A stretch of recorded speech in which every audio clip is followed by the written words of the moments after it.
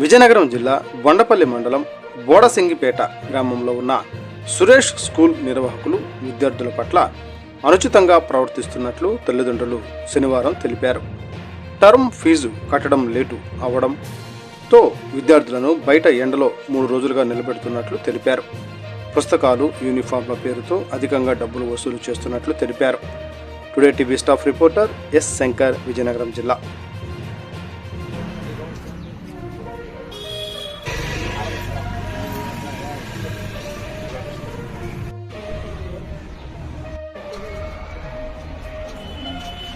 చెప్పండి రా, ఏ ఊరు, ఏంటి పేరు, ఏ క్లాస్ చెప్పండి.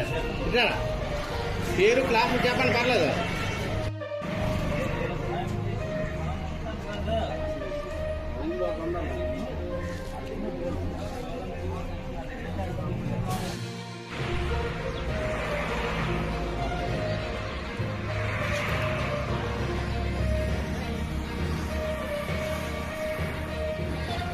జాయిన్ చేయడం తప్పు అంటే మా వాళ్ళతో పిల్లలు జాయిన్ చేయడం తప్పు అనమాట. మీరు ఇంటికి వచ్చి బాగుండాలి.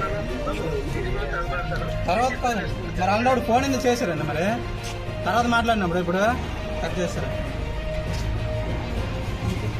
సెంట్ క్లాస్ జనరల్ అబ్బాయి ఫీజు కట్టలేదు, 3 రోజులు బయట నిలబెట్టారండి. ఫీజు కట్టిన తర్వాత కూడా అప్పుడు ప్రిన్సిపల్ వస్తారో లేదు ప్రతిసారి అడుగుతుంటే రావట్లేదు సెలవులో ఉన్నాయని చెప్పారండి. ఇప్పుడు కూడా సెలవు అని చెప్పేస్తుంది తప్ప ప్రిన్సిపల్ అటెండ్ అయితే మాత్రం స్కూల్కి అయితే రావట్లేదు. ఏదైనా అయితే జరిగితే వాళ్ళకి ఎవరికి బాధ్యత అనేది చెప్పట్లేదు. దానికి రెస్పాన్స్ ఎవరని మనకు తెలియచేయాలి.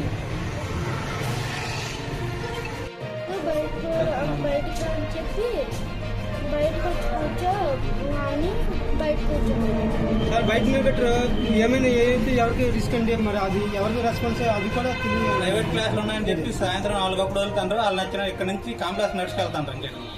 మనం 3 రోజులు అలాగే నడుచుకుంటాం.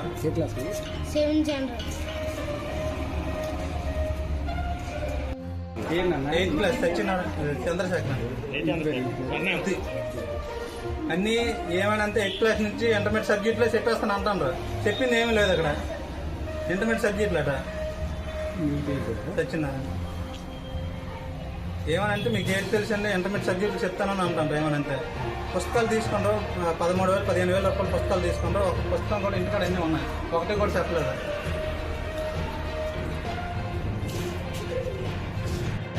మా పిల్లలిద్దరిని సురేష్ స్కూల్లో జాయిన్ చేసాం. ఒకటి 8th క్లాస్, ఒక 6th క్లాస్.